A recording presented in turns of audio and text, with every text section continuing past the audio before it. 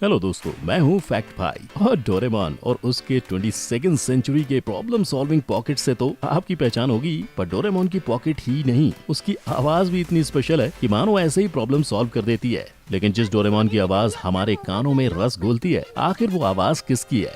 Well, ये जानने से पहले बात करते हैं ऐश केचम के क्यूट से साथी पिकाचू की, जिसे ऐश आज तक पोक बॉल में डाल नहीं पाया। पर क्या आप जानते हैं, इस क्यूट और नकचड़े से पिकाचू को आवाज देने वाला कोई बंदा नहीं बल्कि एक मोहतरमा है, जिन्होंने न सिर्फ पिकाचू को बल्कि और भी कई कार्टून्स को अपनी आवाज दी है। फिर भी अगर आपको ये सब नामुमकिन लग रहा है तो आप जरा ओगी द कॉकरोचेस को सुनिए। आज का दिन है बड़ा सुहाना। सुबह सुबह स्विमिंग करने का मजा ही कुछ और है। ओए, तोड़ दूंगा, फोड़ दूंगा। मतलब इसकी डबिंग साक्षात बॉलीवुड एक्टर्स ने की है। ना ना ना ना, निहायत ही गलत सोच रहे हैं आप, क्योंकि ये काम मल्टीपल स्टार्स का नहीं बल्कि वन मैन आर्मी का है। और ऐसे ही कई और कार्टून्स के पीछे आवाज देने वाले शख्सियतों के बारे में हम आज जानेंगे in our today's video title, people behind famous cartoons voice. Number 1, Doraemon.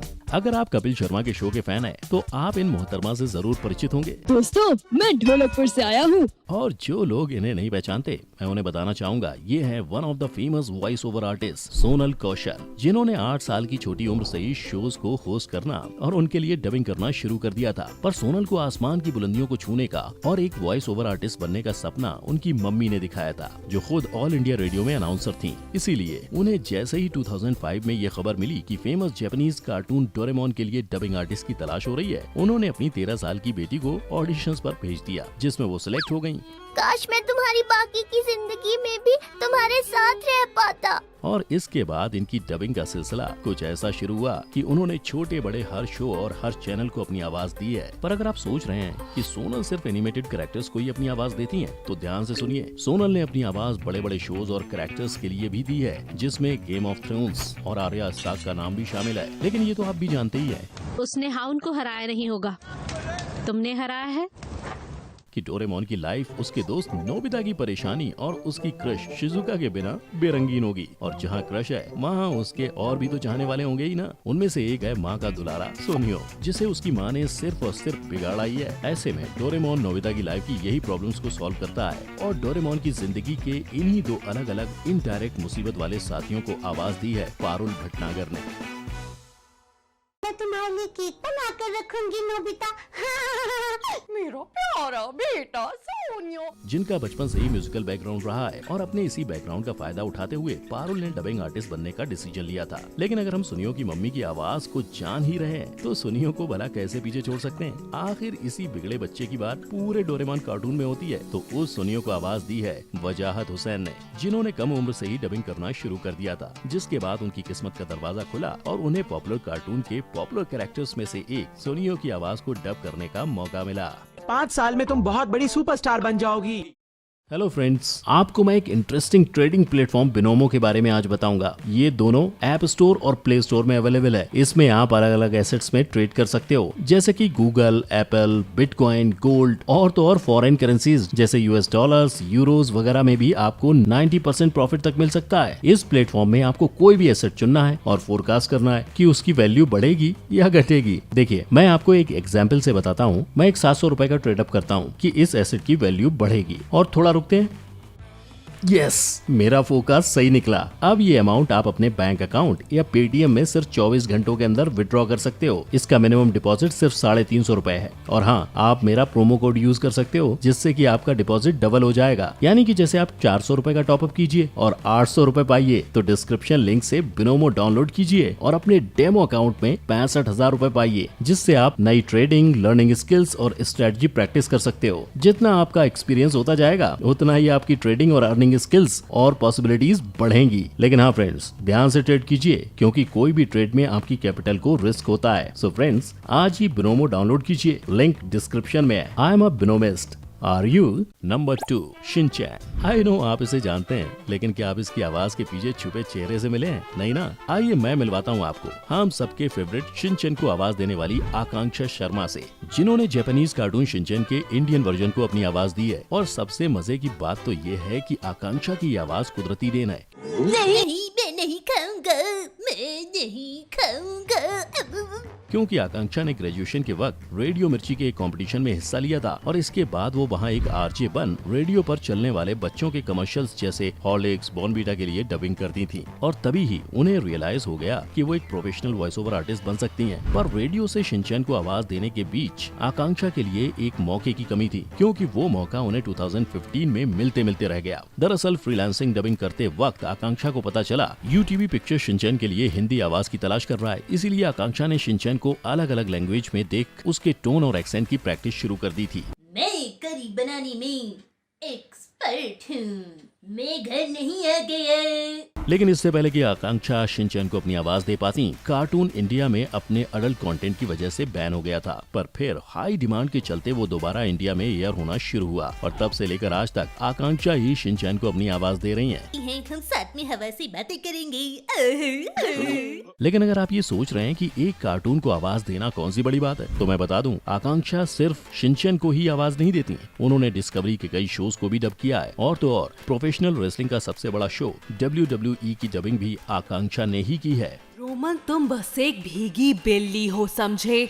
ये लोग जप रहे हैं। Thank you Roman. हाँ, लेकिन शिनचैन जैसे शरारती और आलसी बच्चे की बात उसके पूज्य पिताश्री हैरी के बिना अधूरी है। आगे शिनचैन के आलस का डायरेक्ट कनेक्शन इनसे जो है, तो इन्हें आवाज दी है दिल्ली के रहने वाले गौरव मारवा ने। क्या मित्सी, कम से कम संडे के दिन तो आराम करने दिया करो ना।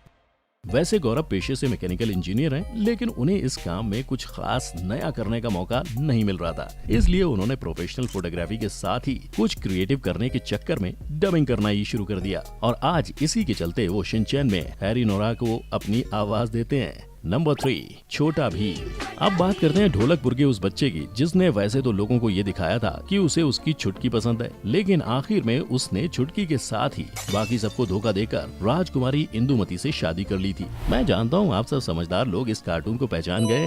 जुहू के इशारों पर नाचना अब बंद होगा, ये भीम का वादा है।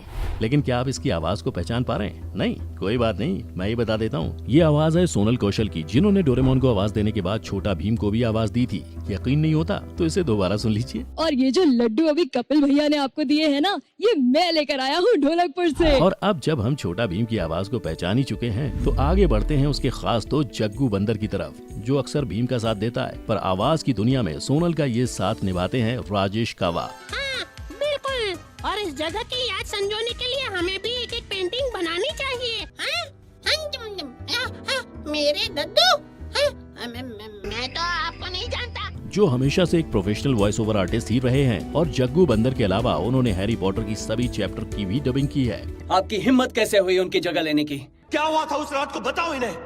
लेकिन छोटा भीम और जग्गू बंदर को सबसे ज्यादा परेशान अगर कोई करता है तो वो है कालिया, जो दोस्ती के नाम पे सबसे बस अपना मतलब निकाल रहा होता है। लेकिन इस बुरे से मोटे से कालिया को जिसने आवाज दी है, वो जितनी खूबसूरत खुद है उतनी ही खूबसूरत उनकी आवाज भी है। चौंकिए मत, खुद ही सुन लीजिए। लंबे सफर में आपके अनमोल आविष्कारों के लिए आपको एक हट्टे कट्टे अंगरक्षक की जरूरत है। ये हैं शैली दुबे, जिन्होंने कालिया को अपनी आवाज दी है। लेकिन साथ ही ये टॉलीवुड इंडस्ट्री में रकुल प्रीत सिंह की भी ऑफिशियल डबिंग आर्टिस्ट हैं, जिन्होंने बिजनेसमैन 2, फैमिली, एक डील जैसी फिल्मों में रकुल प्रीत सिंह को अपनी आवाज दी है। Number 4, the Powerpuff girls. 3 लड़कियों की तिकड़ी जो अपने जरिए बच्चों को बुराई पर अच्छाई की जीत का मैसेज देती है, और इस कार्टून का नाम है द पावरपफ गर्ल्स। अब देखो, इस गुस्से के लिए तो मैं आपको कोई इनाम नहीं दे रहा, लेकिन आपको ये जरूर बताऊंगा कि इनके पीछे आवाज किसकी किसकी होती है। आइए सबसे पहले बात करते हैं लाल कली मैदान खड़ी उर्फ ब्लॉसम की, जिसे पहले नीलोफर मिदे खान आवाज देती थी। पर कौन सा है पता नहीं, कोई बहस नहीं, इसे वापस छोड़। लेकिन फिर कुछ इश्यूज की वजह से उन्हें समृद्धि शुक्ला से रिप्लेस कर दिया गया। और आपकी जानकारी के लिए बता दूं कि समृद्धि ने ये वॉइस स्किल्स और उसकी अलग अलग मॉड्यूलेशन अपने पापा से ही सीखी है, जो खुद भी एक प्रोफेशनल डबिंग आर्टिस्ट हैं। बस बातें कब नहीं है, जो उन खतरनाक ब्रेड से अकेले लड़ रही है ताकि हम बचकर निकल सके। वो सच में बहुत। हालांकि वैसे तो समृद्धि ने 11 साल की उम्र से ही डबिंग करना शुरू कर दिया था और उन्होंने सबसे पहले डोरेमोन को अपनी आवाज दी थी। लेकिन फिर सोनल कौशल, जो पहले डोरेमोन को आवाज देती थी, उनकी वापसी के बाद समृद्धि का ये काम रुक गया था और आखिर में उन्हें द पावरपफ गर्ल्स में अपनी पहचान वापस पाने का मौका मिला था। हाँ, ये बात और है कि कई दफा सुनने के बाद भी आप समृद्धि और नीलोफर की आवाज में फर्क को शायद ही समझ पाएंगे।